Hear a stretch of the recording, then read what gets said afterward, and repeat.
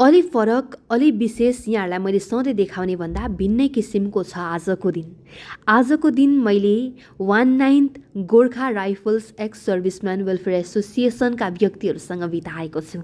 एउटा विशेष कार्यक्रम कसिनो डे सेलिब्रेसनमा म पनि पुगेको थिएँ, जो आयोजना भएको थियो सिलगढीको खप्रेलमा, जसलाई आयोजना गर्नुभएको थियो 19th Gorkha rifle ex serviceman welfare एसोसिएसनले। यो कार्यक्रम एउटा कार्यक्रम मात्रै थिएन, यो त विभिन्न भूभागहरूका वीरहरूलाई एउटै मञ्चमा जोड्ने सम्मान, सम्झना र गर्वले भरिएको अवसर थियो।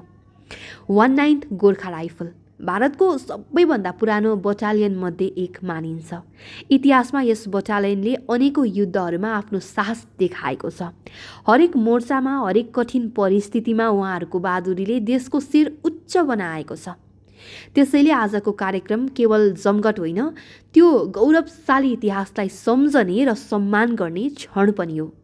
कार्यक्रम स्थलमा पुग्ने बित्तिकै त्यहाँको वातावरणले मन छोइरहेको थियो, जहाँ आत्मीयता थियो, जहाँ हाँसो थियो अनि जहाँ प्रत्येक अनुहारमा गर्व झल्किरहेको थियो। विशेष गरी आजको दिन देशको निम्ति वारमा खटिनुभएका वीर व्यक्तिहरूसँग नजिकबाट भेट्ने अवसर मेरो लागि साँच्चै अमूल्य अनुभव रह्यो। उहाँहरूलाई देख्दा मनभित्रदेखि सम्मानको भावना जागिरहेको थियो। यिनै साहसी व्यक्तिहरूका कारण आज हामी सुरक्षित छौँ, निश्चित छौँ अनि सुरक्षितसँगले सुत्न पाइरहेका छौँ, बस्न पाइरहेका छौँ। कार्यक्रममा धेरैजनालाई सम्मान अर्पण गरिएको थियो। त्यो सम्मानको प्रत्येक क्षण त्याग, समर्पण र साहसको कथा बोकेको जस्तो लागिरहेको थियो। अनि अर्को विशेष कुरा, आजको कार्यक्रममा वीर नारीलाई पनि सम्मान गरियो। उहाँहरूको धैर्य, साहस र योगदानलाई कसरी कदर गरिएको देख्दा मन झन् गर्वले भरियो। किनभने वीरता केवल रणभूमिमा मात्र होइन, घर परिवार सम्हालेर, प्रतीक्षामा बसेर, साहस बोकेर बाँच्ने नारीहरूमा पनि उत्तिकै हुन्छ।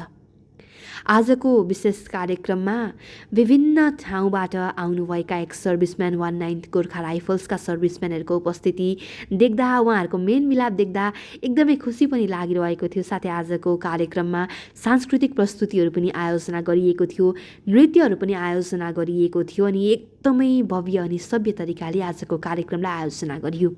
अन्त्यमा आजको दिन मेरो लागि एउटा केवल कार्यक्रम होइन, यो त एउटा अनुभूति भएर बाँचेको छ, जहाँ इतिहास छ, जहाँ सम्मान छ अनि जहाँ गर्व छ। यस्ता क्षणहरूले हामीलाई सम्झाउँछ हाम्रो सुरक्षाको पछाडि कति ठुलो त्याग र साहस लुकेको छ भन्ने कुरा। फेरि पनि म यहाँहरू समक्ष यस्तै भिडियोहरू लिएर आउने नै छु।